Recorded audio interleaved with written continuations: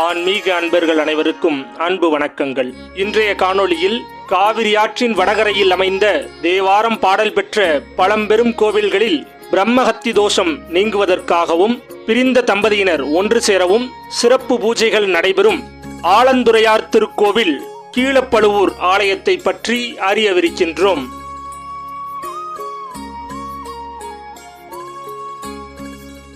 நமது மகிழங்காடு ஆன்மீக வலையொலியை சப்ஸ்கிரைப் செய்து தொடர்ந்து நல்லாதரவை வழங்குமாறு அன்போடு கேட்டுக்கொள்கின்றோம்.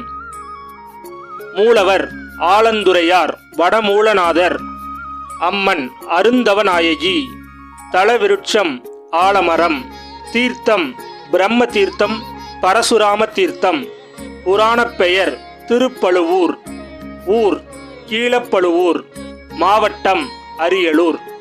திருக்கோவில் வரலாறு. கைலாயத்தில் அன்னை பார்வதி விளையாட்டாக சிவனின் கண்ணை மூடியதனால் சிவனின் இரு கண்களாய் விளங்கும் சூரிய சந்திரனின் ஒளி இல்லாமல் போனது. இதனால் உலக இயக்கம் நின்று போனது.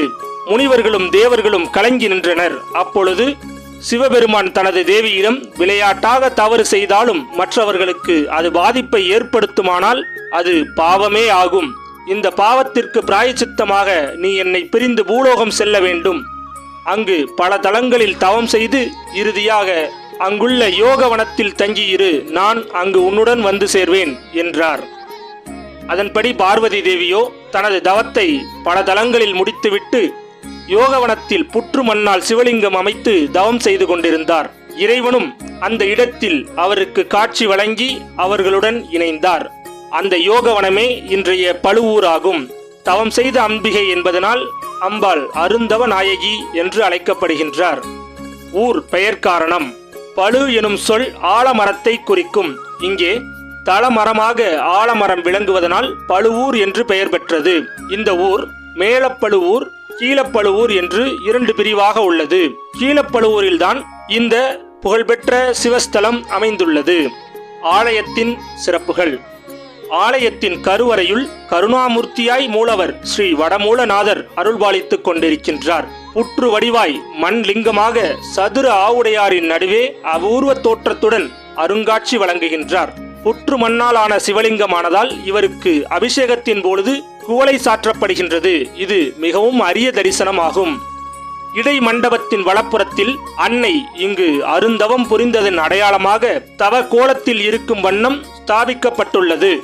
யோக கலைகளையும் திருமண வரத்தையும் ஒரு சேர அளிக்கும் அம்மனாக இங்கு காட்சியளிக்கின்றார்கள்.